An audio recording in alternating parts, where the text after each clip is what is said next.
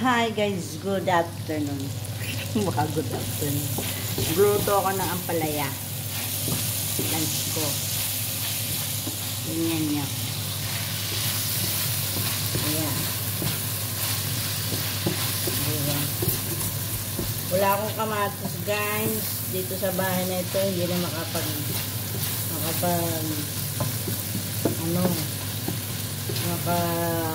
pamili at paalis na nga kami. Wala namang matitira din eh. So yan, tapos naglalaga na ako ng okra. Okra is live. Ampalaya is live. Magbabati tayo ng itlog. Diba? Tamang bate. Tamang bate. Tapos, saka natin iuhulog ito sa ating ampalaya.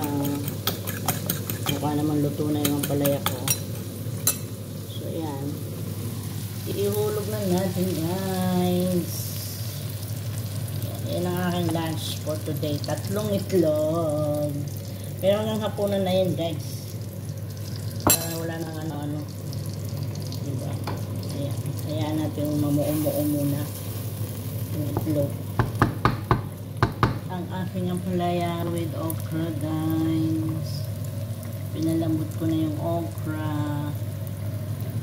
Ayan. Ayan lang guys. Tamang ano. Tamang buo-buo muna ang itlog. Sarap naman yan. Masarap yan. Basta ako kakain, hindi na masarap. Diba? Ampalaya ako nagbigay ng nanay mong kaibigan ng magpipiso sa bahay. Binigyan ako ng ampalaya. So yan. Sarap. Sarap. Diba? Ayan. Kain tayo. Yummy yummy. Sige. Ganyan lang ako guys. Ang aking pananghalian. Diba? Pwede na yan. Bawa na mag-inarte dito sa mundo. Ang importante, may makakain. Hindi naman natin lason para hindi kainin. Diba? Mapait nga lang. Siyempre ang palaya saka nakatala. So yun guys. Kakain lang tayo ng kakain ngayon. Kung naglalaba pa sa baba. Naglalaba ako ng damit ng aking binata. So yung okra ko guys, hindi ko alam kung tama ng ano na yan. Kukuha tayong tinidor. Tinidor. Masarap na yung, kumalambot na yung ating okra. Tusukin natin guys. Tusukin natin. Yun. Ayos na to. Okra.